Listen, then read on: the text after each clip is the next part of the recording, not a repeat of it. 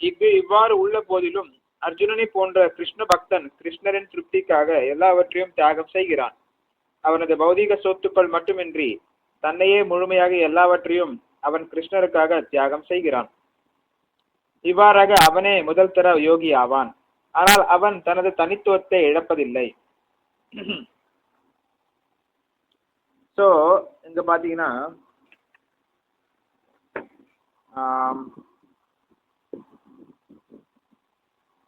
ஒவ்வொருத்தரும் ஒரு மாதிரி செயல்களை செய்யறாங்க, அதுக்கேற்ற மாதிரி பலன்களை பெறுறாங்க. ஸோ உலகத்துல பார்த்தீங்கன்னா எல்லா விஷயம் விதவிதமான பொருட்களை வந்து பகவான் தயாரிச்சிருக்கிறார். Variety is the mother of enjoyment சொல்றாங்க இல்லையா? விதவிதமான பொருட்களை வந்து பகவான் தயாரிச்சிருக்கிறார்.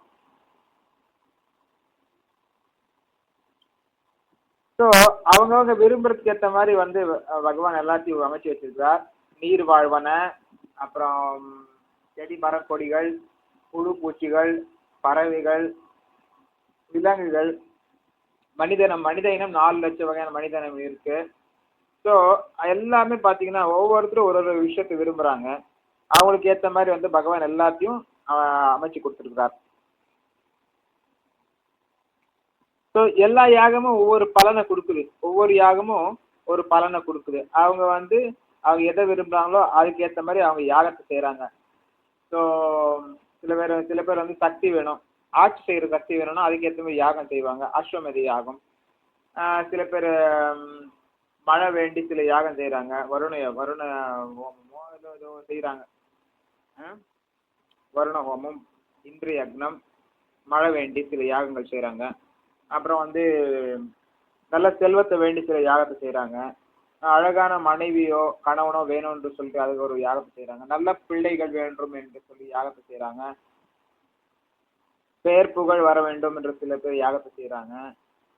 இன்பத்தை அடைய வேண்டும், புலன் இன்பத்தை அடைய வேண்டும், அந்த மாதிரி ஏதோ ஒரு காரணத்துக்காக வந்து அறிவு வேணும்னு சொல்றது யாகத்தை செய்கிறாங்க. நல்ல படிப்பு வேணும், நல்ல அறிவு வேணும், நல்ல ஆரோக்கியம் வேணும்னு சில யாகத்தை செய்கிறாங்க. ஸோ எல்லாருமே ஒரு ஒரு யாகத்தை செய்கிறாங்க.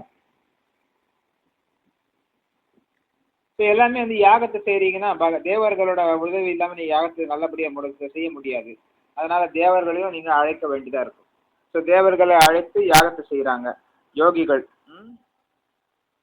அவங்க வந்து பக்குவமான நிலையை அடைகிறாங்க. ஸோ சில பக்தர்கள் பார்த்தீங்கன்னா சில சன்னியாசிகள், மாயாவதி சன்னியாசிகள் ஆனாலும் சரி, இல்லை சாதாரண மற்ற வைஷ்ணவ சன்னியாசிகள் ஆனாலும் சரி, அவர்கள் வந்து பரபிரம்மனை வழிபடுகின்றனர். சில பேர் வந்து பக்தர்கள் வந்து பகவானை வழிபடுகின்றனர். மாயாவாதிகளும் விக்கிரக வழிபாடு செய்கின்றனர். பட் அவர்கள் முழுமையான அறிவு கிடையாது. அவர்கள் வந்து ஓரளவுக்கு அறிவு பெற்றவர்கள், அதுக்கேற்ற போல் செயல்படுகின்றனர். அவர்கள் வந்து அருவவாதிகள், பகவானுக்கு உருவம் இல்லை என்று சொல்கிறார்கள், ஆனால் வந்து உருவ வழிபாடு செய்கிறார்கள்.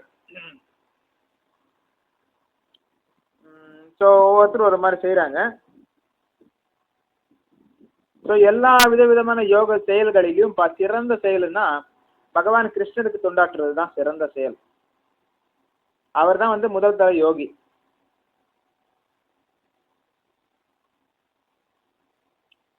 ஸோ தேவர்களை வழிபடுறது ஒரு விதமான இது. அதையும் தாண்டி இறைவனின் அருவத்தன்மையான பிரம்ம ஜோதியை வழிபடக்கூடியவர்களும் சில பேர் இருக்கிறாங்க. தேவர்களை வழிபடுவதை விட அந்த பரபிரம்மனை வழிபடுவது உயர்ந்ததாக கருதப்பட வேண்டும். அது வந்து பகவானின் அருவத்தன்மை. பலதரப்பட்ட பிரிவுகளுக்கு ஏற்ப பல தரப்பட்ட யாகங்கள் உள்ளன. பல்வேறு மக்களால் செய்யப்படும் பல்வேறு தரப்பட்ட யாகங்களை மேலோட்டமாக பார்க்கும்போது மட்டுமே அவை பல வகைப்பட்டவை. உண்மையில் யாகம் என்றாலே முழுமுதற் கடவுள் விஷ்ணுவை திருப்திப்படுத்துவது மட்டுமே. இப்போ எல்லா லோகத்துக்கும் அதிபதி அவர் தான், பகவான் கிருஷ்ணர் தான் எல்லா லோகத்துக்கும் அதிபதி. எல்லா யாகத்தையும் அனுபவிப்பவர் அவர் தான், எல்லா தவங்களையும் அனுபவிப்பவரும் அவர் தான், எல்லாருக்கும் சிறந்த நண்பரும் அவர் தான்.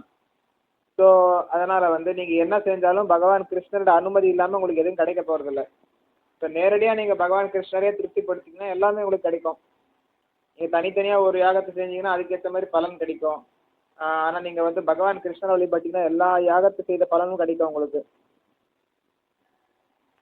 அதனால பகவான் நீங்க எந்த தேவதை வழிபட்டாலும் சரி, முன்னோர்களை வழிபட்டாலும் சரி, நீங்க பிசாசுகளை பூதங்களை வழிபட்டாலும் சரி, அது என்ன பலன் கிடைக்குதோ அது இறைவனோட அனுமதி இல்லாம உங்களுக்கு கிடைக்க போறது இல்ல. யக்ன புருஷர், யக்னபதி, யக்னேஸ்வரர் அவர்தான். எந்த மதத்தை சேர்ந்தவங்களாலும் சரி, இஸ்லாமியர்களாலும் சரி, கிறிஸ்தவ மதத்தாலும் சரி, புத்த மதர்கள், எந்த மதத்தை சேர்ந்தவர்களும் சரி, அவங்க யாகம் செய்யறாங்க. ஏதோ ஒரு யாகம் செய்யறாங்க. இந்த யாகத்துக்கு எல்லாம் அதிபதி யக்னேஸ்வரரான மகாவிஷ்ணு தான். எல்லா யாகத்தையும் அனுபவிப்பவர், எல்லா லோகத்துக்கும் அதிபதி, எல்லாருக்கும் சிறந்த நண்பரும் பகவான் கிருஷ்ணர் தான்.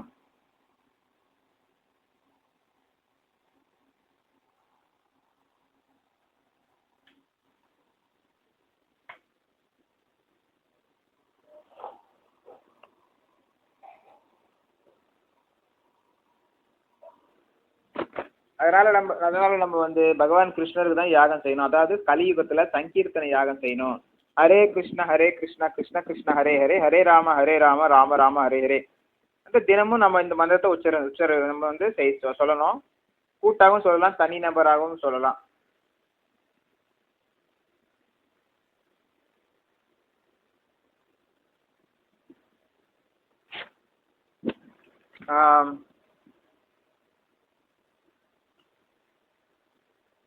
ஸோ யாகம் அப்படின்னு சொன்னாலே பகவான் விஷ்ணுவை திருப்திப்படுத்துறது மட்டுமே.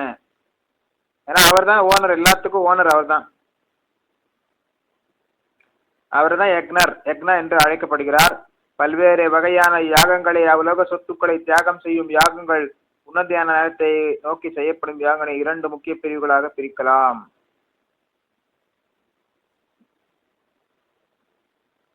ஸோ நம்ம 2 விதமான யாகங்களை பார்க்கலாம். ஒன்று பௌதிகமான பொருட்களை தியாகம் செய்யறது. அதாவது சில பேர் யாகம் செய்யறப்ப அரிசி, பருப்பு, தானியங்களை தானமா கொடுப்பாங்க, அல்லது அது நெருப்புல போடுவாங்க. சில பேர் துணிமணிகளை போடுவாங்க. சில பேர் யாகத்துக்காக அவர்களுடைய செல்வங்களை தானமாக கொடுக்கலாம், அல்லது செல்வத்தை பயன்படுத்தலாம். அதை வண்டி, வாகனமோ, விலங்குகளை பலி கொடுக்கலாம், அல்லது அவர்களுடைய தங்க நகைகளையோ யாகத்தில் பயன்படுத்தலாம். பொருட்களையோ, பணமோ, உணவு தானியங்களையோ, விலங்குகளையோ, பல்வேறு விஷயங்களை தானமாய் யாகங்களா செய்கின்றனர். தியாகம் அல்லது யாகம்.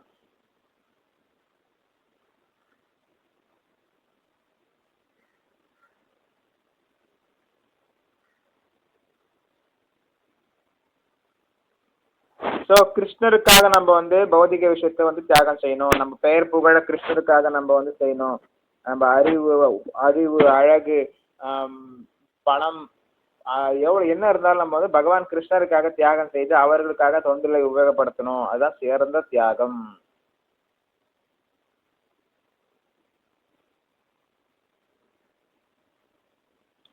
ஸோ பல்வேறு நபர்களை பார்த்தீங்கன்னா இப்போ அவங்களோட படிப்பு, அறிவு, அழகு, அந்தஸ்து, எல்லா விஷயத்தையும் விட்டுட்டு பகவான் கிருஷ்ணர் சரணாகதி அடைஞ்சிடுறாங்க, சன்னியாசம் எடுத்துடுறாங்க, அல்லது பிரம்மச்சரியம் கோயில்ல முழு நேர தொண்டரா மாறிடுறாங்க.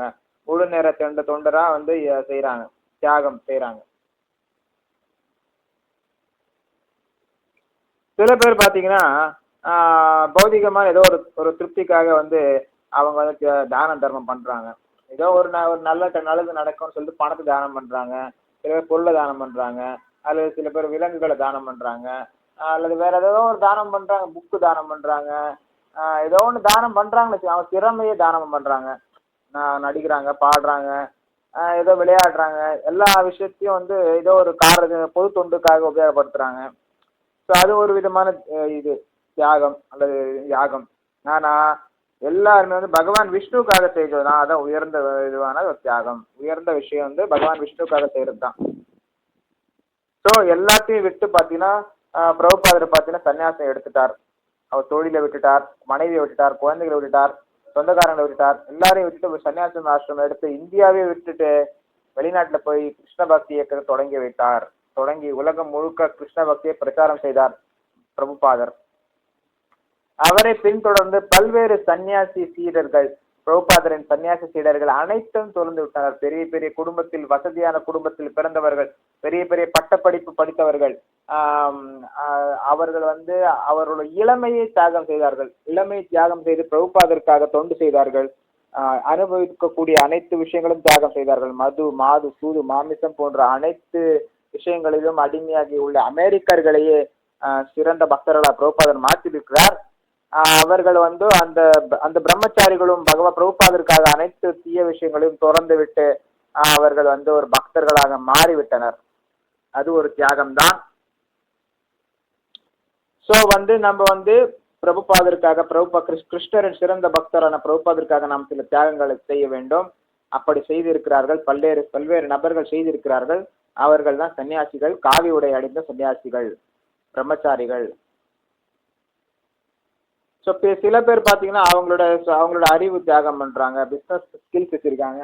அந்த பிஸ்னஸ் ஸ்கில்ஸை வச்சு அவங்க ஏதோ ஃபண்ட்ஸ் ரைஸ் பண்ணுறாங்க.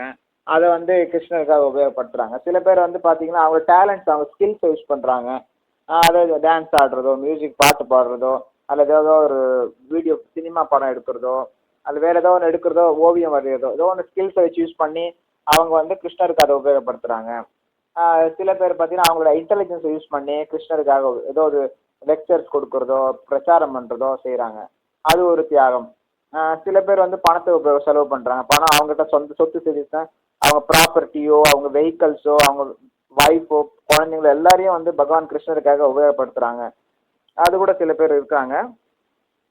எல்லாத்தையும் மீறி கடைசியில் அவங்க முழு உடலையும் பகவான் கிருஷ்ணருக்காக தியாகம் செய்கிறாங்க. அவங்க தான் உயர்ந்தவர்கள். சன்னியாசிகளாக எடுக்கிறாங்க, சன்னியாச ஆசிரமம் எடுக்கிறாங்க இல்லையா, அவங்க தான் எல்லா தியாகத்திலும் சிறந்த தியாகம் என்று சன்னியாச ஆசிரமம் எடுப்பது. அதாவது அனைத்தையும் பகவான் கிருஷ்ணருக்காக துறந்து விடுவது. பெயர், புகழ், அறிவு, அழகு, படிப்பு எல்லாத்தையும் திறந்துட்டு பகவான் கிருஷ்ணருக்கு தொண்டுல முழு நேரமா ஈடுபடுறாங்க பாத்தீங்களா, அதான் உயர்ந்தமான ஒரு தியாகம்.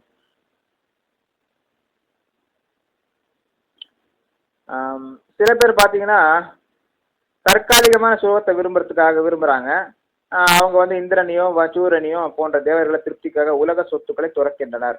அவங்க இந்திரனுக்காக யாகம் பண்றப்போ சில பொருட்களை தியாகம் பண்றாங்க. சூரியனுக்கு யாகம் பண்றப்போ சில பொருட்களை தியாகம் பண்றாங்க. மேலும் அருவவாதிகளோ அருவ பிரம்மனில் கலப்பதன் மூலம் தங்களை தனித்துவத்தை தியாகம் செய்கின்றனர்.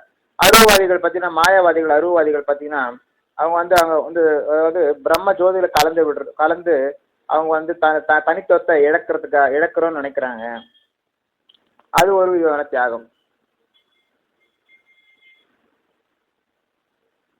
அகிலத்தின் இயக்கத்திற்கு தேவையான வெப்பம், நீர், ஒளி முதலியவற்றை பராமரிப்பதற்காகவும் மேற்பார்வையிடுவதற்காகவும் பரமபுருஷரால் நியமிக்கப்பட்ட சக்தி வாய்ந்த ஜீவன்களே தேவர்கள். பௌதிக லாபங்களை விரும்புவோர் வேத சடங்குகளின்படி பல்வேறு யாகங்களை செய்து தேவர்களை வழிபடுகின்றனர். அவர்கள் பகு ஈஸ்வரவாதி, பல கடவுள்கள் இருப்பதாக நம்புவோர் எனப்படுவர். ஆனால் பூரண உண்மையின் அருவ நிலையை வழிபட்டு தேவர்களின் ரூபங்களை நிரந்தரமற்றதாக கருதி ஒதுக்குவோர் தங்களது தனித்துவத்தை உன்னத நெருப்பில் தியாகம் செய்து பரத்துடன் கலப்பதன் மூலம் தனித்தன்மையை முடித்துக் கொள்கின்றனர். இத்தகைய அருவவாதிகள் பரமனின் உன்னத இயற்கையை புரிந்து கொள்வதற்கான தத்துவ கற்பனைகளில் தங்களது நேரத்தை தியாகம் செய்கின்றனர்.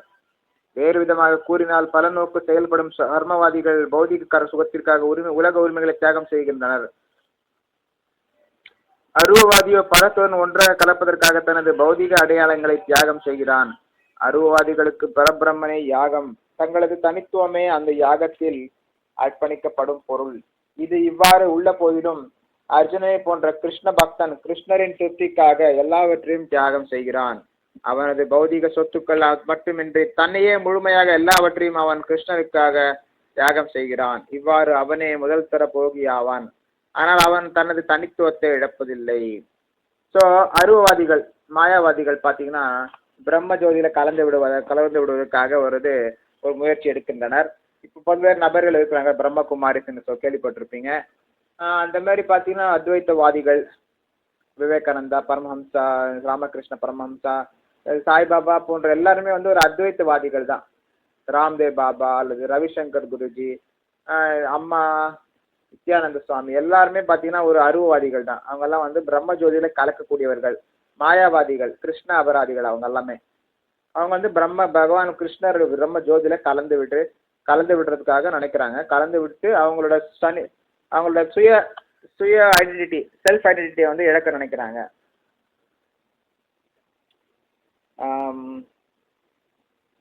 ஸோ அது ஒரு விதமான தியாகம். அதுக்கு அடுத்தது பார்த்தீங்கன்னா ஸ்ரோத்ராதீனிந்திரியாண்யே சம்யமாக்னேஷு ஜுஹ்வதி சப்தாதீன் விஷயான் அந்ய இந்திரியாக்னிஷு ஜுஹதி. மனக்கட்டுப்பாடு எனும் நெருப்பில் சிலர் களங்கமற்ற பிரம்மச்சாரிகள் புலன்களையும் கேட்கும் முறையையும் அர்ப்பணிக்கின்றனர். மற்றும் சிலர் ஒழுக்கமான குடும்பஸ்தர்கள் புலன்கள் எனும் நெருப்பில் புலனுகர்ச்சி பொருள்களை அர்ப்பணிக்கின்றனர். பொருளாச பக்திவேதாந்த சுவாமி ஸ்ரீல பிரபுபாதிக்கு ஜெய். மனித சமுதாயத்தின் 4 பிரிவினர்களான பிரம்மச்சாரி, கிரகஸ்தன், வானப்பிரஸ்தன், சந்நியாசி ஆகிய அனைவரும் பக்குவமான யோகிகளாகவும் ஆன்மீகவாதிகளாகவும் ஆக வேண்டியவர்கள். மனித வாழ்க்கை மிருகங்களைப் போல புலனுகர்ச்சியில் சுகம் அனுபவிப்பதற்கானதல்ல. எனவே ஒருவனை ஆன்மீக வாழ்வில் பக்குவப்படுத்தும் பொருட்டு மனித சமுதாயத்தில் 4 பிரிவுகள் நிறுவப்பட்டுள்ளன. மாணவர்களான பிரம்மச்சாரிகள் அங்கீகரிக்கப்பட்ட ஆன்மீக குருவின் கவனிப்பில் புலனுகர்ச்சியை துறந்து மனதை கட்டுப்படுத்துகின்றனர். கிருஷ்ண உணர்வுடன் சம்பந்தமானவற்றை மட்டுமே பிரம்மச்சாரி கேட்கின்றான்.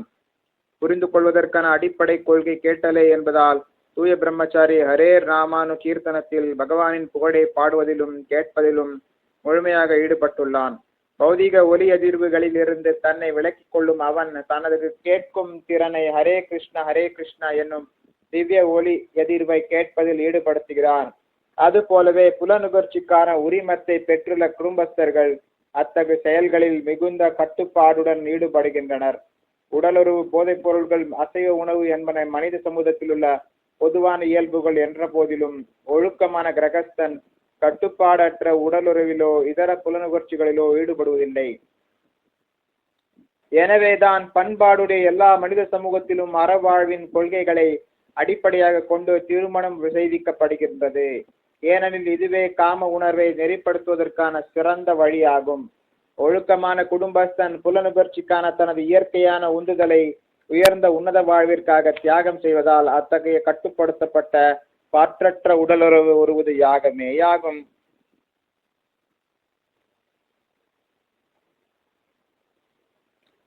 ஸோ இப்படி பார்த்தீங்கன்னா நம்ம வந்து ஆரம்பத்தில் வாழ்க்கையில் பார்த்தீங்கன்னா பிரம்மச்சரியா நம்ம இருக்கிறோம். ஒரு குழந்தையிலேருந்தே பிரம்மச்சரியை வந்து ஒருத்தரை உருவாக்கணும். அது வந்து மிகச்சிறந்த விஷயம். அப்போ வந்து குழந்தையிலேருந்தே ஒருத்தர் பிரம்மச்சாரியா வந்துட்டார்னா அவர் வந்து மனசு கட்டுப்பாடோடு இருக்கும். அவரோட மனசு கட்டுப்பாட்டில் இருக்கும். அவரோட புலன்கள் கட்டுப்பாட்டில் இருக்கும். அவர் புத்தி வந்து தெளிவான ஒரு புத்தியாக இருக்கும். அவர் சிறந்த பயிற்சி பெற்றிருப்பதனால ஒரு குருகுலத்திலிருந்து சிறந்த பயிற்சி பெற்றதுனால புலன்களும் புத்தியும் மனமும் கட்டுப்பாட்டில் இருக்கிறதுனால அவர் சிறந்த கிரகஸ்தனாக அவர் வாழலாம்.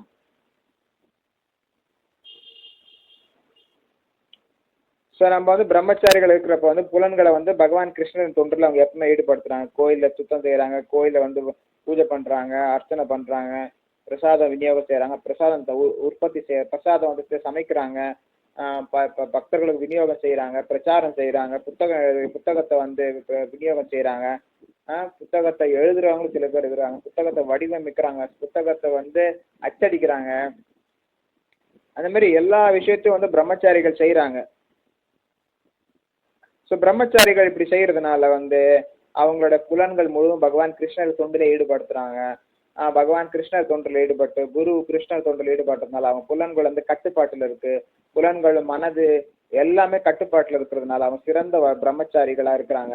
அப்படி சிறந்த கிரகஸ்தர்களாகவும் மாறி படிப்படியாக சிறந்த சன்னியாசிகளாகவும் வந்து அவர்கள் வந்து வாழக்கூடிய வாய்ப்பு உள்ளது.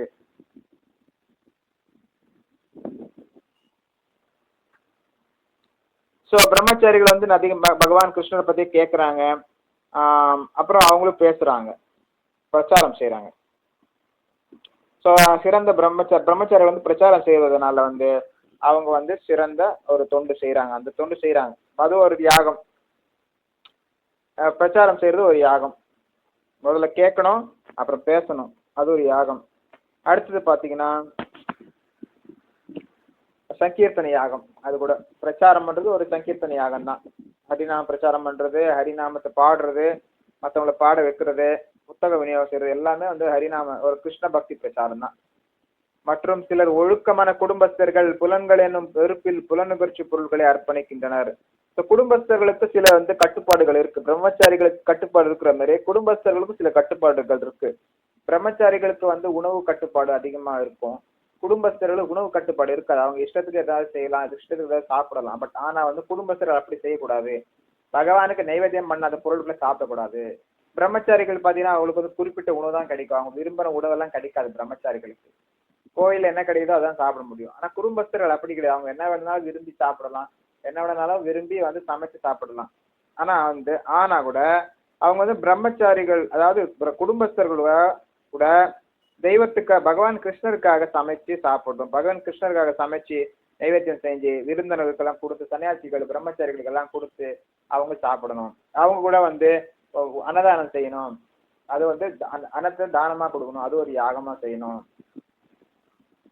பணத்தை பிரம்மச்சாரிகள் கிட்ட பணம் இருக்கிறது இல்ல, குடும்பஸ்தர்கள் கிட்ட தான் பணம் இருக்கும். குடும்பஸ்தர்கள் பிரம்மச்சாரிகளுக்கு பணத்தை தானமா கொடுக்கணும். பிரம்மச்சாரிகள் கிட்ட சொத்து இது இருக்காது. குடும்பஸ்தர்கள் சொத்து இருந்துச்சுன்னா, இடம் இருந்துச்சுன்னா, வண்டி இருந்துச்சுன்னா அதை தானமா கொடுக்கலாம். பிரம்மச்சாரிகளுக்கு ஒரு கல்யாண திருமண நேரத்துல கிரகஸ்தர்கள் உதவி செய்யலாம்.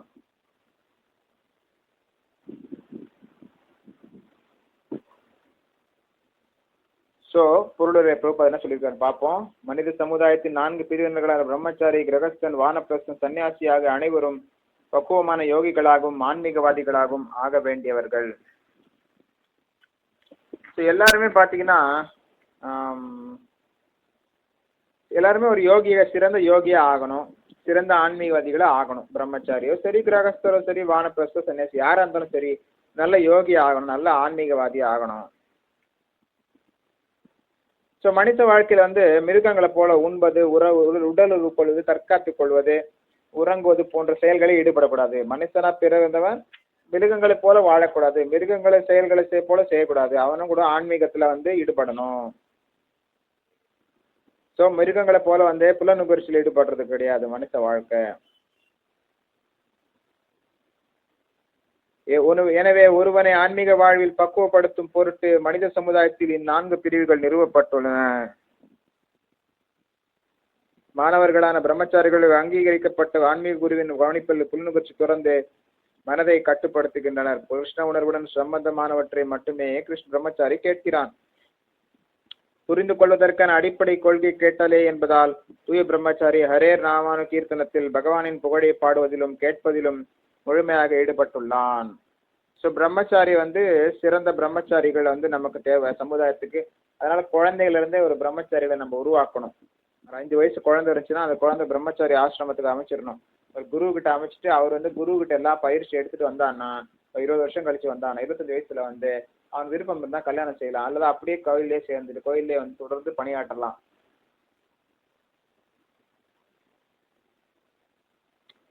ஸோ பிரம்மச்சாரி பார்த்தீங்கன்னா நல்ல சிறந்த ஒரு வாய்ப்பு பிரச்சாரம் செய்யறதுக்கு, ஹரிநாம பிரச்சாரம் செய்யறதுக்கு, பகவான புகழ பாடுறதுக்கு, கேட்கறதுக்கு எல்லாமே ரொம்ப நல்ல வாய்ப்பு இது பிரம்மச்சாரி ஆசிரமத்தில். பௌதிக ஒலி அதிர்வு களிலிருந்து தன்னை விலகி கொள்ளும் அவன் தனது கேட்கும் திறனை ஹரே கிருஷ்ணா என திவ்ய ஒலியை கேட்பதில் ஈடுபடுத்துகிறான். பிரம்மச்சரி ஆசிரமத்தில் தான் நம்ம எந்த கவலையும் இல்லாம நம்ம கிருஷ்ண பக்தி பிரச்சாரத்தை ஈடுபடலாம், எந்த கவலையும் இல்லாம கிருஷ்ண பக்தியில ஈடுபடலாம். ஆனா கிரகஸ்த வாழ்க்கையில பாத்தீங்கன்னா ஏகப்பட்ட குடும்ப பிரச்சனைகள் வரும். சொந்தக்காரங்க பிரச்சனை, வேற குழந்தைங்க பிரச்சனை, பக்கத்து வீட்டுக்காரங்க பிரச்சனை, ஏதாவது பிரச்சனை வந்துட்டே இருக்கும். அப்ப கிருஷ்ண பக்தியில ஈடுபடுறது கொஞ்சம் தடங்கள் வரும், பொருளாதார பிரச்சனை வரும், அப்புறம் பல்வேறு பிரச்சனைகள் வந்துட்டே இருக்கும். அப்போ நம்ம கிருஷ்ண பக்தியில் ஈடுபடுறது கொஞ்சம் கஷ்டமா தெரியும். பிரம்மச்சாரி ஆசிரமத்துல நம்ம கிருஷ்ண பக்தி சிறப்பா சிறப்பா செய்யலாம். புலனுகர்ச்சி சுரிமத்தை பெற்றுள்ள கிரகஸ்தர்கள் அத்தகைய செயல்களில் மிகுந்த கட்டுப்பாடு ஈடுபடு. ஸோ கிரகஸ்தர்கள் எல்லாமே கட்டுப்பாடோட இருக்கணும், உணவுப் பொருட்கள் கட்டுப்பாடோட இருக்கணும், உடலுறவு கட்டுப்பாடோட இருக்கணும், எல்லாமே கட்டுப்பாடோட. பணம் சம்பாதிக்கிறதுல ஏமாற்றக்கூடாது, போய் சொல்லக்கூடாது, அந்த மாதிரி எல்லாமே ஒரு நியாயமான நேர்மையா சம்பாதிக்கணும்.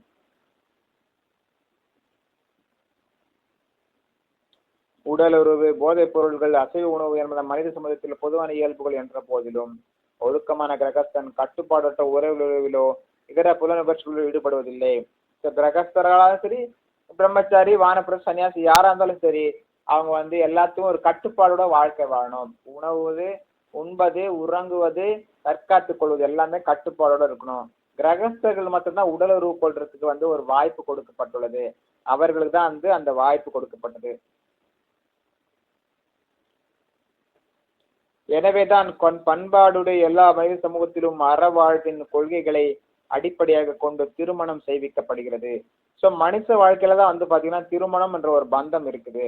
திருமணம் என்ற ஒரு கட்டுப்பாடு இருக்குது. மிருக வாழ்க்கையில திருமணம் கிடையாது, எதுவுமே கிடையாது. எந்த நாய் எந்த பூனைன்றதெல்லாம் கிடையாது. எப்படியோ உணர்வு கொள்ளுது, குழந்தை பெற்றுக்கொள்ளுது, அப்புறம் வந்து வேற அப்படி அவங்க வந்து எந்த ஒரு கட்டுப்பாடும் கிடையாது. நாய்களுக்கும் பூனைகளும் விலங்குகளுக்கு எந்த கட்டுப்பாடும் கிடையாது. திருமணத்துல தான் வந்து பாத்தீங்கன்னா காம உணர்வை வந்து நெறிப்படுத்துறதுக்கான ஒரு வழி, ஒரு கண்ட்ரோல், ஒரு கட்டுப்பாடு. திருமணத்துல தான் ஒரு கட்டுப்பாடு இருக்கு. ஸோ கிரகஸ்தர்கள் பார்த்தீங்கன்னா தன் புலனுணர்ச்சியை வந்து தனது இயற்கையான உந்துதலை உயர்ந்த உன்னத வாழ்விற்காக தியாகம் செய்ய வேண்டும்.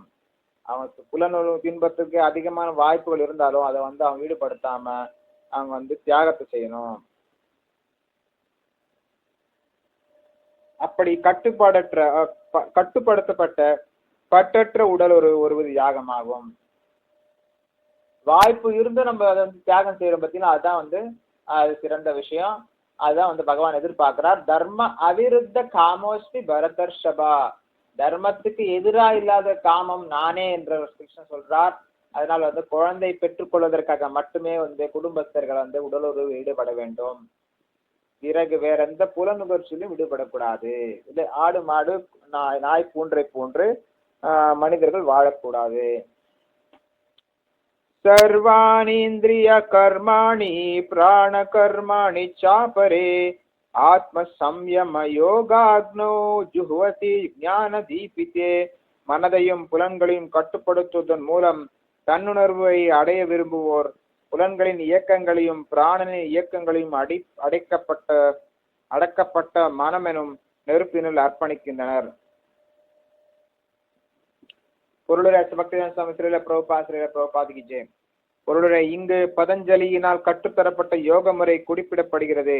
பதஞ்சலியின் யோக சூத்திரத்தில் ஆத்மாவானது பிரத்யேகாத்மா என்றும் பராகாத்மா என்றும் கூறப்படுகிறது. ஆத்மா புலனுகர்ச்சியில் பற்றுதல் கொண்டிருக்கும் வரை அது பராக ஆத்மா எனப்படும். ஆனால் அதே ஆத்மா புலனின்பத்திலிருந்து விடுபட்டு உடனே பிரத்யேக ஆத்மா எனப்படும். ஆத்மாவானது உடலில் உள்ள 10 வகையான வாயுக்களின் இயக்கங்களுக்கு உட்படுத்தப்பட்டது என்பது சுவாச பயிற்சிகளால் உணரப்படுகிறது.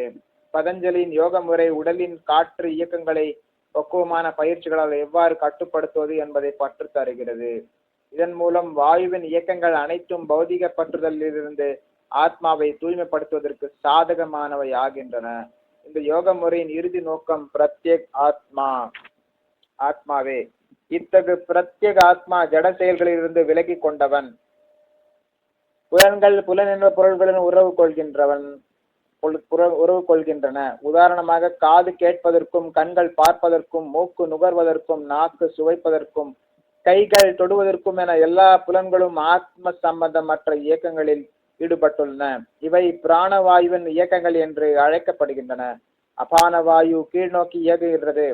தியான வாயு சுருங்கி விரிவதற்கு உதவுகின்றது. சமான வாயு சமநிலைக்கு உதவுகின்றது. உதான வாயு மேல் நோக்கி இயங்குகின்றது. ஒருவன் அறிஞனாகும் போது இவை அனைத்தையும் தன்னுணர்வை தேடுவதில் ஈடுபடுத்துகின்றான். ஸோ இது வந்து பதஞ்சலி யோகத்தை சொல்லியிருக்குது. பதஞ்சலி யோகம், பதஞ்சலி என்ற ஒரு முனிவர் வந்து யோகத்தை சொல்லி கொடுத்திருக்கிறார். அந்த யோகத்தை பத்தி பேசிட்டு இருக்காங்க இதுல.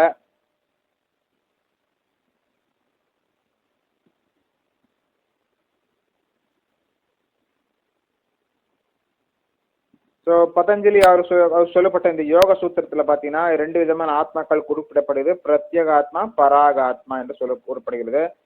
ஒரு ஆத்மா வந்து புலன் திருப்தியில ஈடுபட்டிருக்கும், அந்த ஆத்மாவோட பேரு பராக ஆத்மா. ஆனா அதே ஆத்மா வந்து புலன் இன்பத்துல இருந்து விடுபட்டு உடனே வந்து பிரத்யேக ஆத்மாவாக குறிப்பிடப்படுகிறது என கூறப்படுகிறது. ஸோ ஒரு ஆத்மா வந்து உடம்புல வந்து 10 விதமான வாயுக்கள் உள்ளன. இந்த 10 விதமான வாயுக்கள்ல வந்து இந்த ஆத்மா வந்து கட்டுப்பட்டுள்ளது. இந்த ஆத்மா வந்து இந்த வாயு மூலமா கட்டுப்பட்டுள்ளது. ஸோ இந்த சுவாச பயிற்சினால் இது வந்து நம்ம உணரலாம். பிரீத்திங் எக்ஸசைஸ் கேள்விப்பட்டிருக்கீங்க, சுவாச பயிற்சி. ஸோ இந்த காற்றை வந்து நம்ம வந்து கட்டுப்படுத்தணும். இதுதான் வந்து பதஞ்சலி யோக முறையில் சொல்லப்பட்டுள்ளது. இந்த காற்றோட இயக்கத்தை வந்து பக்குவமான பயிற்சிகளால் எவ்வாறு கட்டுப்படுத்தும் என்பதை கட்டுப்படுகிறது. ஸோ இப்போதான் மாடர்ன்ல எல்லாம் பார்த்தீங்கன்னா ஜிம்னாஸ்டிக்ஸு, யோகாசனா அப்படின்னு சொல்லிட்டு பல்வேறு யோகாசனங்கள் எல்லாம் இருக்குது. அது எல்லாமே பார்த்தீங்கன்னா உடலை வந்து கட்டுப்படுத்துது. உடலை வந்து எப்படி கட்டுப்படுத்துறது, எப்படி உடலை ஆரோக்கியமா வச்சுக்கிறதுன்னு சொல்லிட்டு சொல்லிக் கொடுக்குது அந்த யோகம் விஷயங்கள் எல்லாம், பதஞ்சலி யோகம். உடம்புல இருக்கிற காற்று, உடம்புல இருக்கிற ரத்தம் எல்லாத்தையும் ஒரு சரியான இயக்கத்துல வந்து யோக முறைகள் நமக்கு கற்றுத்தருது.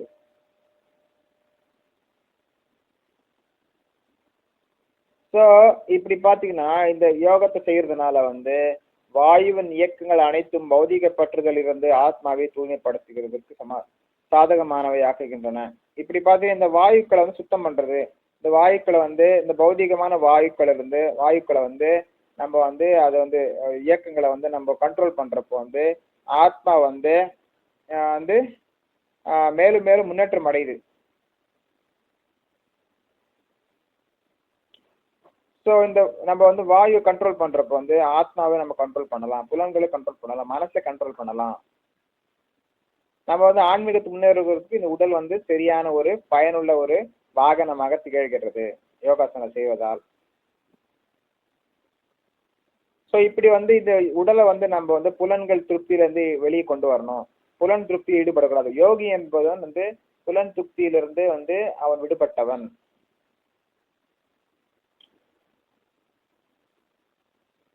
ஸோ நம்ம வந்து ஜட பற்றுதல இருந்து வெளிப்பட்டு ஆன்மீகத்துல பற்றுதல் கொள்ள வேண்டும். ஸோ நம்ம வந்து இந்த உலகத்தில் இருக்கிறவருக்கும் நம்ம கேட்கணும், பார்க்கணும், பேசணும், மூக்கு சுவாசிக்கணும், சுவைக்கணும், தொடணும், எல்லாமே செஞ்சுதான் ஆகணும். ஆனால் நம்ம எது செஞ்சாலும் பகவான் கிருஷ்ணருக்காக அதை செய்யணும். அதான் சிறந்த விஷயம். நம்ம சுய திருப்திக்காக நம்ம செய்யக்கூடாது.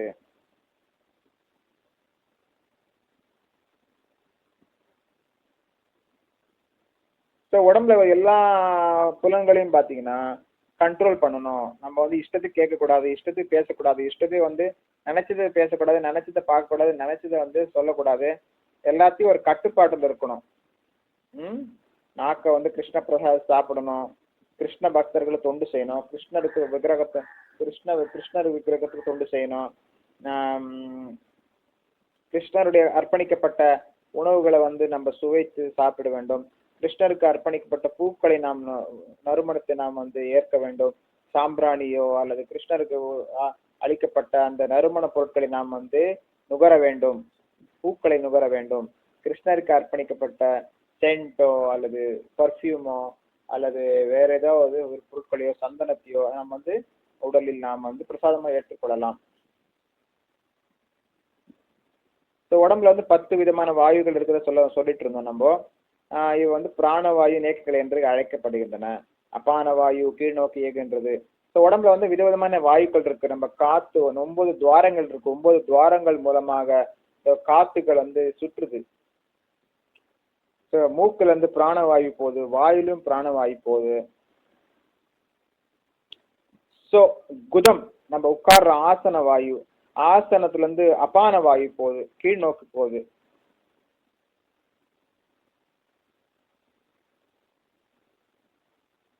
வியான வாயுன்றது வாயு பார்த்தீங்கன்னா உடம்பு வந்து சுருங்குது, பெருசா ஆகுது. இப்போ காற்று நம்ம சுவாசிக்கிறப்ப வந்து வயிறு வந்து காற்று வந்து உள்ள வாங்குறப்ப வந்து வயிறு வந்து பெருசாகுது. அதே காற்று வெளியே விட்டப்போ அந்த வயிறு சின்னதாயிடுது,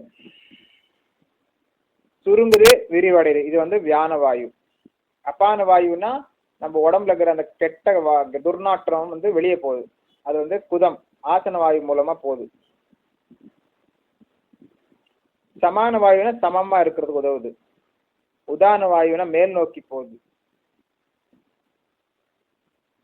எல்லாமே இந்த உடல்ல வாயு வந்து கட்டுப்பாடு. எல்லாமே வாயுகள் வந்து உடலை வந்து வாயுகள் மூலமா வந்து நம்ம வந்து கட்டுப்படுத்துறோம். ஆத்மா வந்து கட்டுப்பட்டுள்ளது. இந்த ஆத்மா அந்த 10 விதமான வாயுக்களில் கட்டுப்பட்டுள்ளது ஆத்மா. திரவிய யக்னா தபோ யக்னா யோக யக்னா ததோ பரே ததா பரே ஸ்வாத்யாய ஞான யக்னாஸ்ச யதயः சம்ஷித வ்ரதாஹ. மொழிபெயர்ப்பு பொருளே பக்திவேதாந்த சுவாமி ஸ்ரீல பிரபுபாதிக்கு ஜெய். கடும் விரதங்களை ஏற்றுக்கொண்டு சிலர் தங்களது உடைமைகளை தியாகம் செய்வதால் ஞான ஒளி பெறுகின்றனர். மற்றவர்களோ கடுமையான தவங்கள், அஷ்டாங்க யோக பயிற்சி அல்லது உன்னத ஞானத்தில் முன்னேற்றம் பெறுவதற்காக வேதங்களை கற்றல் ஆகிய முறைகளால் ஞான ஒளி பெறுகின்றனர்.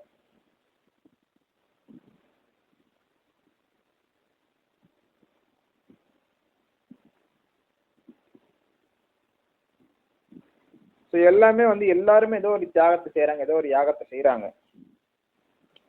சில பேர் கடும் விரதங்களை மேற்கொண்டுக்கிறாங்க, சில பேர் வந்து மௌன விரதத்தை மேற்கொள்றாங்க, சில பேர் வந்து உண்ணாவிரதத்தை மேற்கொள்றாங்க, சில பேர் பாத்தீங்கன்னா பல்வேறு சரியா துணி கூட போட மாட்டாங்க, ஒரு கோமணத்தை கட்டிட்டு அழைச்சிட்டு இருப்பாங்க, காட்டிலே வசிச்சுட்டு இருப்பாங்க, வனவாசம் இருப்பாங்க, குகை வாசம் இருப்பாங்க.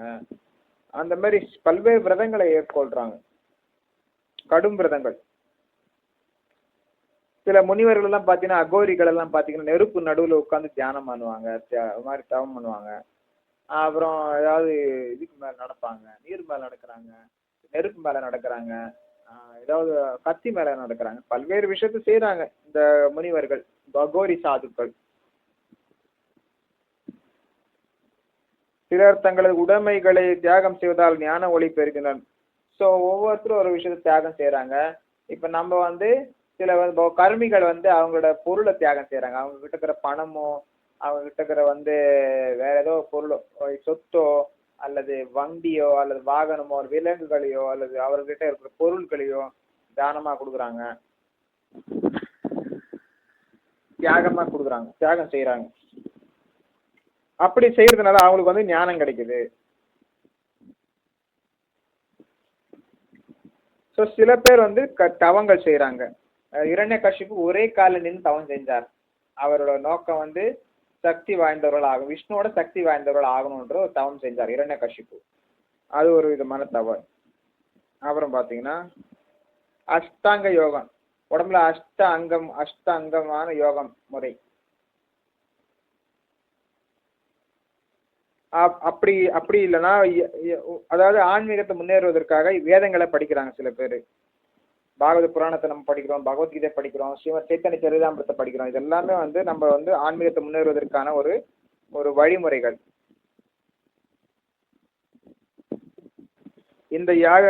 இந்த யாகங்கள் பல்வேறு பிரிவுகளாக பிரிக்கப்படலாம்.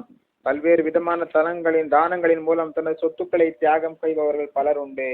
இந்நிலையில் செல்வந்தர்களான வியாபாரிகளும் அரசு குலத்தோரும் தர்மசாலை, அன்னதான சத்திரம், விருந்தினர் விருதி, அநாதை இல்லம், வேத கல்விக்கூடம் போன்ற பற்பல தொண்டு நிறுவனங்களை ஏற்படுத்துகின்றனர்.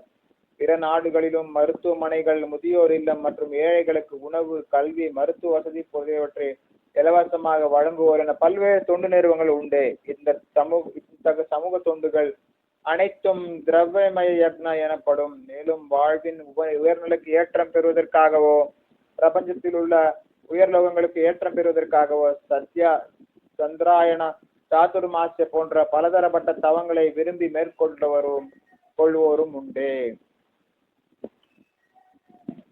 இத்தகைய விரதங்கள் கடும் வாக்குறுதியுடனும் செயலாற்றப்படுபவை. உதாரணமாக சாதுர்மாச என்னும் 4 மாத ஜூலை முதல் அக்டோபர் வரை விரதத்தை பின்பற்றுவோர் அச்சமயத்தில் சவரம் செய்வதில்லை, சில குறிப்பிட்ட உணவுப் பொருட்களை உண்பதில்லை, ஒரு நாளைக்கு ஒரு முறைக்கு மேல் உண்பதில்லை, வீட்டை விட்டு விலகுவதில்லை. வாழ்வின் வசதிகளை தியாகம் செய்யும் இத்தகைய யாகங்கள் தபோமய யக்னா எனப்படும்.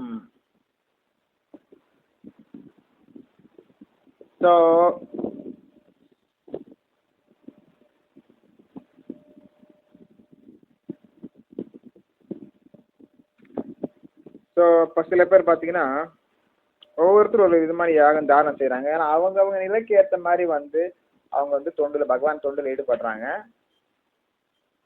இப்போ செல்வம் இருக்கிறவங்க வந்து அவங்க பணத்தை வந்து தானமாக கொடுக்குறாங்க. அரசர்கள் வந்து அவங்க கிட்ட இருக்கிற அந்த சொத்துக்களை தானமா கொடுக்குறாங்க. அவங்க வந்து அரசர்களை வந்து பார்த்தீங்கன்னா தர்மசாலத்தை நிறுவுறாங்க, சொத்துக்கள் அநாத ஆசிரமத்தை நிறுவுறாங்க, தர்மசாலை நிறுவுறாங்க, அன்னச்சத்திரத்தை நிறுவுறாங்க, விருந்தினர் மாளிகை நிறுவுறாங்க, அநாத இல்லம், வேத கல்வி கூட போன்ற பற்பல தொண்டு நிறுவனங்களை ஏற்படுத்துகின்றனர்.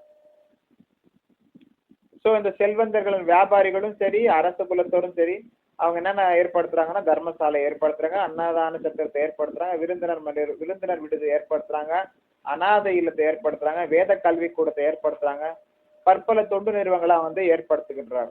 அரச குலத்தோரும் சரி, வியாபாரிகளும் சரி. பிற நாடுகளிலும் மருத்துவமனைகள், முதியோர் இல்லம் மற்றும் ஏழைகளுக்கு உணவு, கல்வி, மருத்துவ வசதி முதலியவற்றை இலவசமாக வழங்குவோர் என பல்வேறு தொண்டு நிறுவனங்கள் உண்டு. ஸோ பிறகு பார்த்தீங்கன்னா பிற நாட்டிலும் சரி, இந்தியாவிலும் சரி பல்வேறு மருத்துவமனைகள் உள்ளன, முதியோர் இல்லம் உள்ளன, ஏழைகளுக்கு உணவு, கல்வி, மருத்துவ வசதி முதலியவற்றை இலவசமாக வழங்குவோர் என பல்வேறு தொண்டு நிறுவனங்கள் உள்ளன. ஸோ எல்லா நாட்டிலையும் பார்த்தீங்கன்னா இந்த மாதிரி தொண்டு நிறுவனங்கள் இப்போ அதிகமாயிருச்சு. இந்தியாவிலேயே ஒவ்வொரு 400-500 பேருக்கு ஒரு தொண்டு நிறுவனம் இருக்கிறது. தமிழ்நாட்டிலே பார்த்தீங்கன்னா 1,00,000 தொண்டு நிறுவனங்கள் உள்ளன. ட்ரஸ்ட்டோ என்ஜிஓ 1,00,000 ட்ரஸ்ட்டுகளோ 1,00,000 என்ஜிஓ இருக்குது தமிழ்நாட்டிலேயே பார்த்தீங்கன்னா. அது பார்த்தீங்கன்னா ஸோ பல்வேறு சாமியார்கள், முக்கியமாக இந்த மாயாவாதி சன்னியாசிகள் தான் பார்த்தீங்கன்னா இந்த ஹாஸ்பிட்டல் திறக்கிறது, அப்புறம் இந்த மருத்துவமனைகள் திறக்கிறது, சரி, அப்புறம் இந்த ஸ்கூல் திறக்கிறது, இந்த கல்விக்கூடம், அநாதை இல்லம், முதியோர் இல்லம், ஏழைகளுக்கு உணவு, கல்வி, இதெல்லாம் வந்து அவங்க தான் செய்கிறாங்க. இந்த மாயாவாதி சன்னியாசிகள் தான் வந்து அதிகமாக இதில் ஆர்வம் கொண்டு அதிகமாக இதில் ஈடுபடுறாங்க. இதெல்லாம் பார்த்தீங்கன்னா திரவியமய யாக்னம். இது வந்து பொருட்களை வந்து தானமா செய்யறது.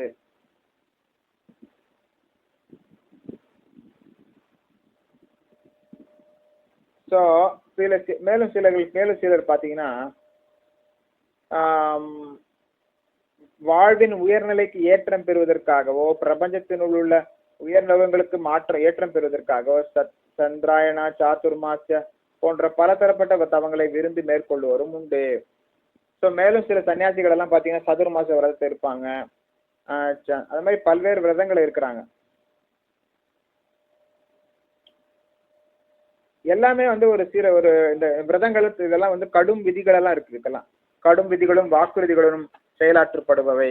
உதாரணமாக சாதுர்மாச விரதத்துல பார்த்தீங்கன்னா 4 மாசம், ஜூலை இருந்து அக்டோபர் வரைக்கும் மழை காலம். அந்த மாசத்துல என்ன பண்ணுவாங்கன்னா சரியா சேவிங் பண்ண மாட்டாங்க. எல்லாமே ஒவ்வொரு மாதம் ஒரு விஷயத்தை சாப்பிட மாட்டாங்க. சில மாதம் தயிர் சாப்பிட மாட்டாங்க, சில மாதம் வந்து பருப்பு, சில பருப்பு துவரம் உளுத்தம்பருப்பு சாப்பிட மாட்டாங்க. அந்த மாதிரி ஒவ்வொரு மாதமும் ஒரு விஷயம், பால் சாப்பிட மாட்டாங்க ஒரு மாதம். அந்த ஒவ்வொரு மாதமும் ஒரு விஷயத்தை சாப்பிட மாட்டாங்க. சாதுர் மாத விரதம் இருக்கிறவங்க வந்து அதிகமாக பிரயாணம் செய்ய மாட்டாங்க, எளிமையான வாழ்க்கை வாழ்வாங்க, சேவிங் பண்ண மாட்டாங்க. ஸோ சேவிங் பண்ண மாட்டாங்க, சில உணவுப் பொருட்கள் சாப்பிட மாட்டாங்க. ஒரு நாளைக்கு ஒரு முறைக்கு மேலே சாப்பிட மாட்டாங்க, ஒரு நாளைக்கு ஒரு வாட்டி தான் சாப்பிடுவாங்க. வீட்டை விட்டு எங்கேயும் போக மாட்டாங்க. வாழ்க்கையின் வசதிகளை தியாகம் செய்யும் யாகங்கள் தபோமய யக்னம் எனப்படும். இதெல்லாம் பார்த்தீங்கன்னா தபோமய யக்னம்.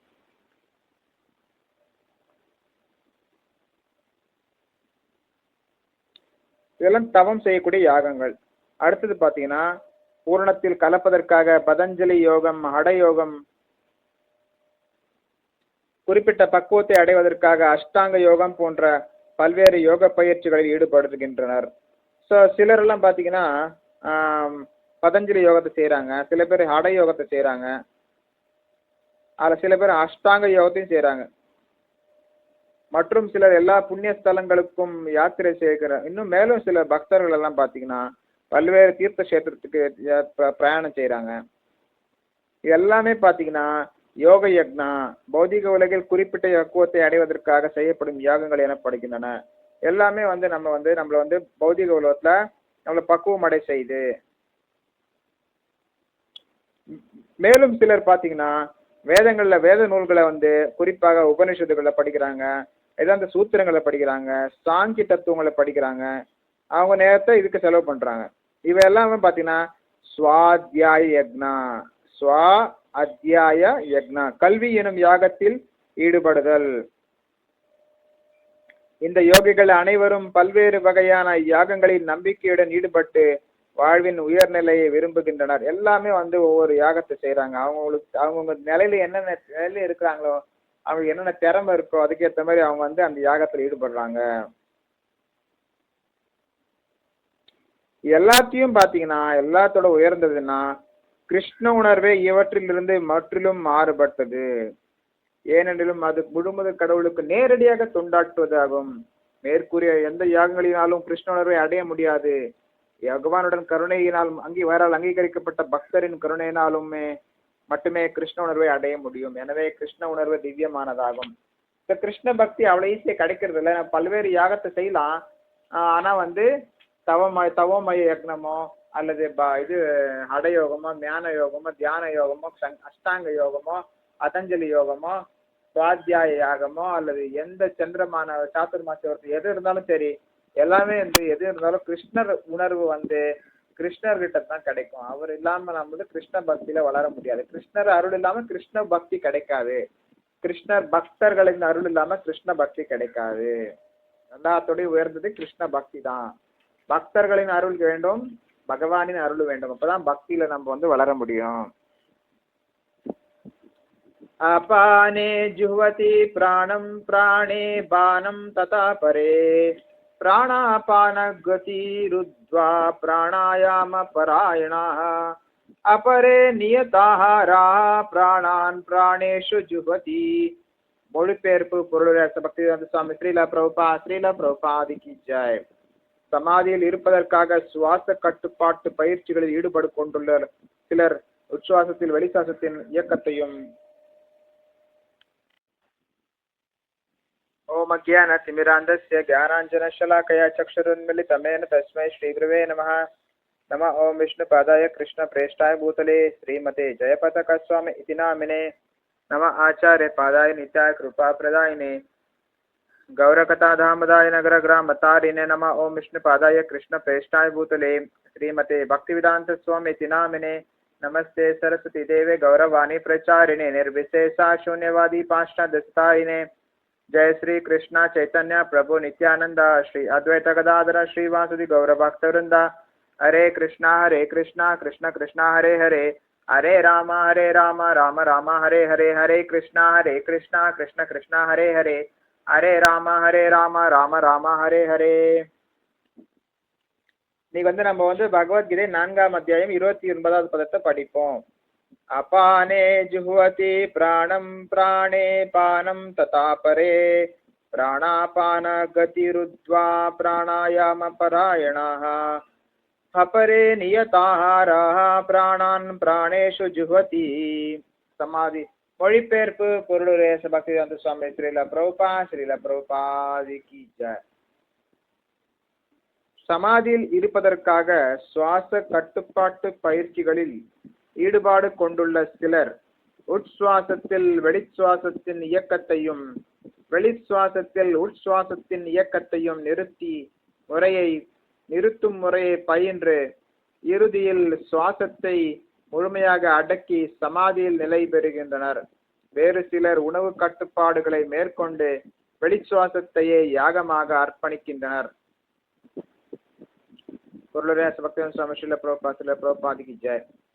சுவாசத்தை கட்டுப்படுத்தும் இந்த வழிமுறை பிராணாயாமம் என்று அழைக்கப்படுகின்றது.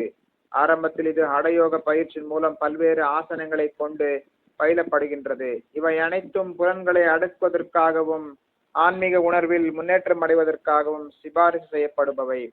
இப்பயிற்சி உடலில் உள்ள வாயுக்களை கட்டுப்படுத்தி அவற்றின் பாதைகளின் திசைகளை மாற்றுவதை உள்ளடக்கியது. அபான வாயு கீழ்நோக்கியும் பிராணவாயு மேல் நோக்கியும் செல்கின்றன. பிராணாயாமத்தை பயிலும் யோகி எதிர்முகமாக சுவாசித்து இவ்வியக்கங்கள் பூரக எனும் சமநிலையை அடையும் வரை பயில்கின்றனர்.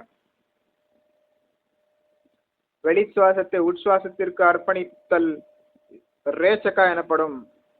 இரு காற்று இயக்கங்களும் முழுமையாக நிறுத்தப்படும் போது ஒருவன் கும்பக்க யோகத்தில் இருப்பதாக சொல்லப்படுகிறது. கும்பக்க யோக பயிற்சியின் மூலம் ஒருவன் தன் ஆயுட்காலத்தை ஆன்மீக உணர்வில் பக்குவம் அடைவதற்காக நீட்டிக்க முடியும். புத்திசாலி யோகி மற்றொரு வாழ்க்கைக்காக காத்திராமல் ஒரே வாழ்வில் பக்குவம் அடைய விரும்புகிறான். எனவே கும்பக யோகத்தை பயிலும் யோகி தனது வாழ்வை பற்பல வருடங்கள் நீட்டித்துக் கொள்கிறான். இருப்பினும் கிருஷ்ண பக்தன் பகவானின் திவ்யமான அன்பு தொண்டில் ஈடுபட்டிருப்பதால் தானாகவே புலனடக்கம் உடையவனாக உள்ளான். கிருஷ்ண சேவையில் எப்போதும் ஈடுபட்டுள்ள அவனது புலன்கள் வேறு விஷயங்களில் ஈடுபட வாய்ப்பே இல்லை. எனவே வாழ்வின் முடிவில் அவன் பகவான் கிருஷ்ணரின் திவ்ய லோகத்திற்கு இயற்கையாகவே மாற்றப்படுகிறான். இதனால் தனது ஆயுட்காலத்தை நீட்டிப்பதற்கு அவன் முயற்சி செய்வதில்லை. பகவத்கீதையில் 14.26 கூறப்பட்டுள்ளது போல் அவன் உடனடியாக முக்தியின் நிலைக்கு உயர்த்தப்படுகின்றான். மாம்சயோ அவ்யபிசாரேனா பக்தி யோகேனா சேவதே ச குணான் சமத்யைதான் பிரம்ம பூயாய கல்பதே.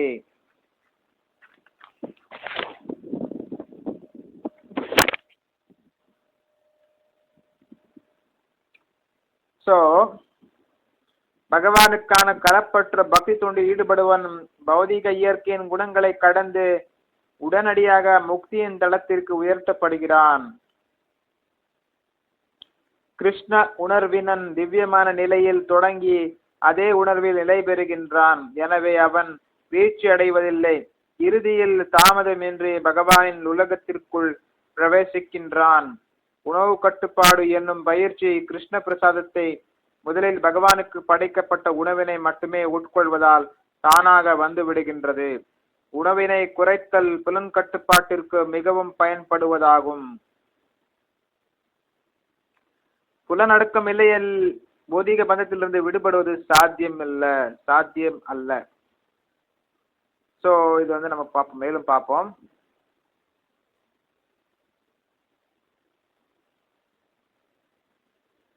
ஸோ யாகம் செய்யறப்ப வந்து சில உயர்ந்த நிலைமை என்ற சமாதி.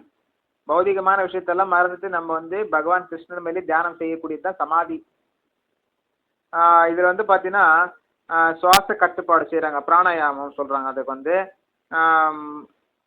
பிரீதிங் எக்ஸசைஸ் கேள்விப்பட்டிருப்பீங்க ஏற்கனவே.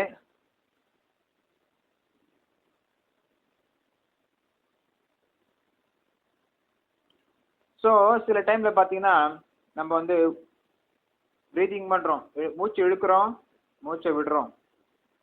இது வந்து ஒரு ஒரு எண்ணிக்கையோட நம்ம வந்து மூச்சு விடுறோம், மூச்சு எடுக்கிறோம். அது வந்து ஒரு இது நம்ம உடல்ல பிறந்தவரை நமக்கு ஒரு குறிப்பிட்ட எண்ணிக்கையோட நம்ம வந்து மூச்சு இழுக்கணும், மூச்சை விடணும்னு சொல்லிட்டு ஒரு எண்ணிக்கை இருக்கு. அப்போ வந்து நம்ம வந்து என்ன பண்ணணும்னா இந்த யோக முறையானது எப்படின்னா மூச்சை இழுக்கவும் கூடாது, விடவும் கூடாது, அப்படியே நம்ம நிறுத்திடணும்.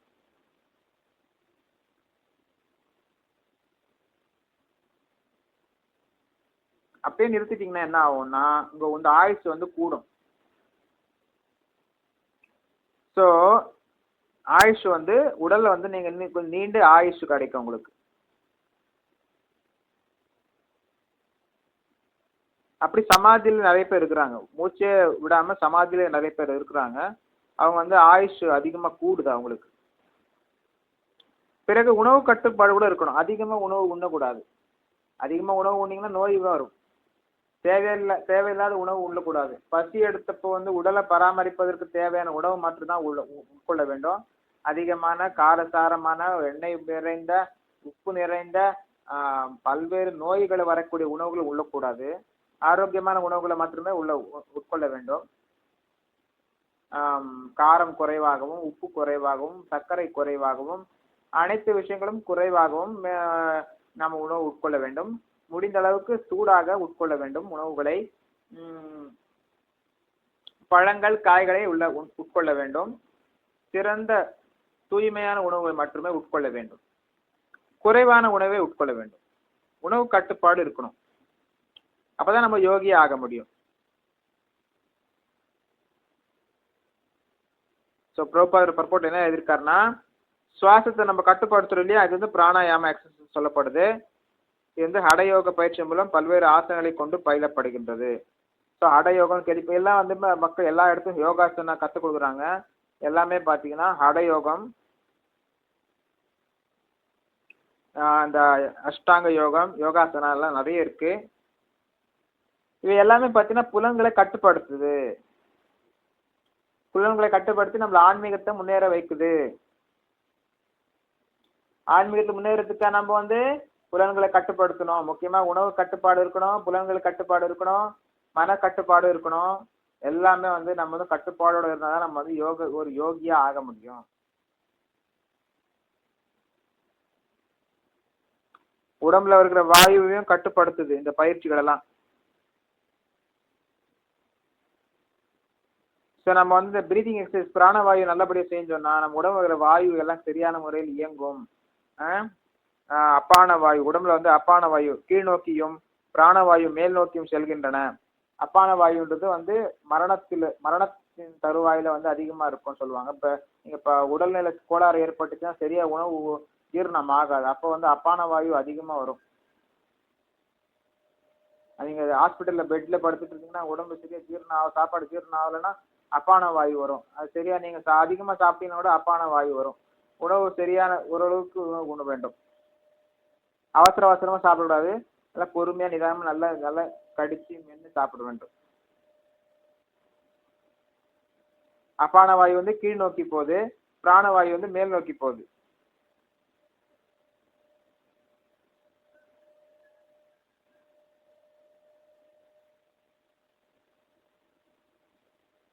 ஸோ சில யோக முறைகளை சூரிய நமஸ்காரத்தில் பார்த்தீங்கன்னா பூரக்கா, ரேச்சக்கா, கும்பக்கா அப்படின்ற 3 விஷயம் இருக்கு. பூரக்கான்னா மூச்சு இழுக்கிறோம், ரேச்சக்கான மூச்சை விடுறோம், கும்பக்கானா மூச்சை வந்து அப்படியே நிறுத்திடுறோம். மூச்சை விடுறதும் இல்லை, மூச்சு எடுக்கிறதும் இல்லை, அப்படியே நிறுத்திடுறோம். அது வந்து கும்பக்கா. பூரக்கா, ரேச்சக்கா, கும்பக்கா.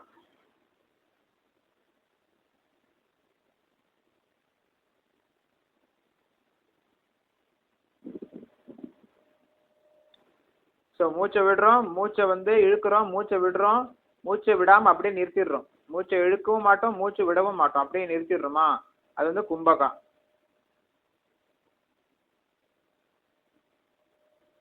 ஸோ நம்ம வந்து மூச்சு காற்றை வந்து அதிகமாக மூச்சு நம்ம வந்து இழுக்கலைன்னா நம்ம வந்து ஆயுட்காலத்தை நீண்டிக்கலாம்.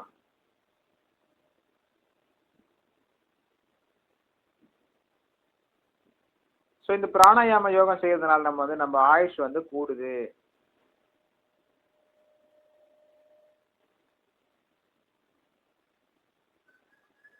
ஸோ இது வந்து செயற்கையான ஒரு முறை இதெல்லாம்.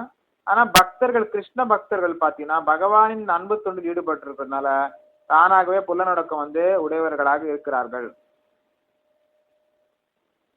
எப்பவுமே கிருஷ்ணர் தொண்டிலே ஈடுபடுறப்போ வந்து புலன்கள் வந்து கட்டுப்பாட்டில் இருக்கு. வேறு விஷயங்களை வந்து ஈடுபடுறதுக்கு வாய்ப்பே கிடையாது. 24 மணி நேரமும் நீங்க கிருஷ்ண பக்தி தொண்டிலே ஈடுபட்டு இருந்தீங்கன்னா உங்களுக்கு வந்து புலன் வந்து அடங்கி போயிடுது, புலன்கள் கட்டுப்பாட்டில் இருக்கு.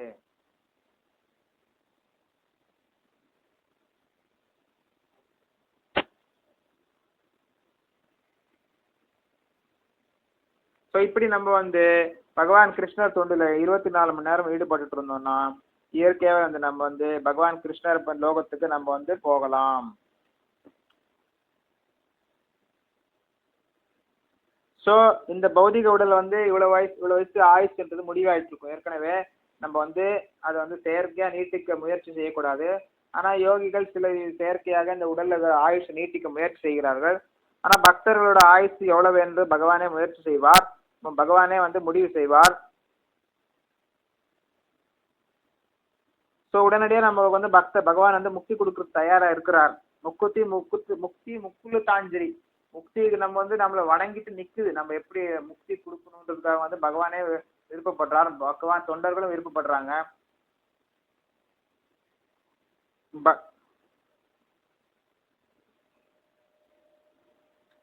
ஸோ பகவானை தொண்டு நம்ம ஈடுபடுறப்போ, நம்ம வந்து பக்தி தொண்டில் ஈடுபடுறப்போ வந்து பௌதிக இயற்கையின் குணங்கள்ல இருந்து நம்ம வந்து உடனடியாக நம்ம வந்து முக்தி அடைஞ்சிடறோம். பௌதிக குணங்கள் என்னன்னா சத்துவகுணம், ரஜகுணம், தமகுணம், இந்த குணங்கள் வந்து கடந்துட்டு நம்ம வந்து முக்தியின் தளத்திற்கு உயர்ந்துடுறோம்.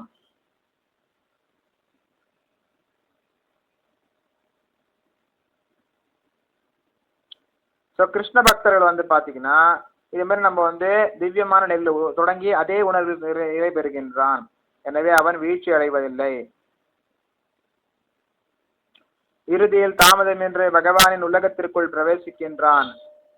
ஸோ நம்ம வந்து பகவான் கிருஷ்ண லோகத்துக்கு கண்டிப்பாக போகலாம். நம்ம வந்து கிருஷ்ணர் தொண்டிலே 24 மணி நேரம் ஈடுபட்டு இருந்தோம்னா கிருஷ்ண லோகத்துக்கு கண்டிப்பாக நம்ம போகலாம். ஸோ கிருஷ்ண உணவு கட்டுப்பாடுன்றது ஆட்டோமேட்டிக்காக வந்துடும். ஏன்னா கிருஷ்ண பிரசாதத்தை விட்டு வேறு எதுவுமே நம்ம சாப்பிட்றது இல்லை. அதனால் உணவு கட்டுப்பாடு இருக்குது.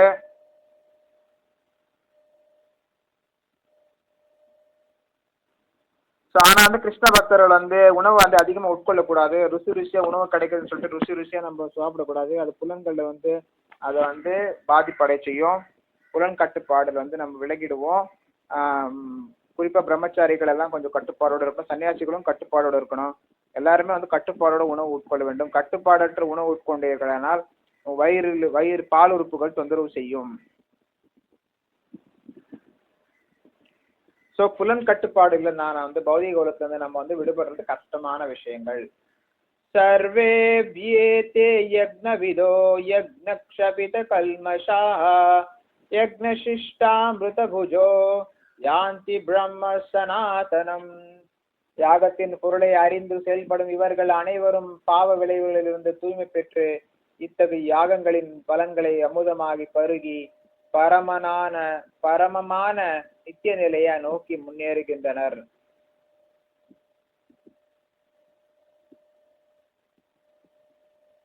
பொருளுராச பக்திவேதாந்த சுவாமி ஸ்ரீல பிரபுபாதிக்கு ஜெயம். முன்பு விளக்கப்பட்ட பலவிதமான யாகங்களின் உரிமைகளை துரத்தல், வேதங்கள் அல்லது தத்துவ கொள்கைகளை படித்தல், யோக பயிற்சி ஆகியவற்றின் பொதுவான குறிக்கோள் புலன்களை கட்டுப்படுத்துவதே ஆகும். ஜட இருப்பின் மூல காரணம் புலனுகர்ச்சியே. எனவே ஒருவன் புலனுகர்ச்சியின் தளத்தில் உள்ளவரை ஞானம், ஆனந்தம், வாழ்வு ஆகியவை பூரணமாக உள்ள நித்தியமான தளத்திற்கு உயர்வு பெற வருவதற்கான வாய்ப்பே இல்லை. அந்த தளம் திவ்ய நித்தியமான நிலையில் அல்லது பிரம்மன் சூழ்நிலையில் வசிப்பதாகும். மேலே குறிப்பிட்ட எல்லா யாகங்களும் பௌதிக வாழ்வின் எல்லா பாவ விளைவுகளிலிருந்தும் தூய்மை பெற உதவுகின்றன. வாழ்வின் இத்தகைய முன்னேற்றத்தால் ஒருவன் தற்போதைய வாழ்வில் ஆனந்தமாக செல்வ செழிப்புடன் வாழ்வது மட்டுமின்றி இறுதியில் அருவ பிரம்ம ஜோதியில் கலப்பதன் மூலமாகவோ பூரண புருஷோத்தமரான கிருஷ்ணருடன் உறவு கொள்வதன் மூலமாகவோ இறைவனின் நித்திய உலகை அடைகின்றான்.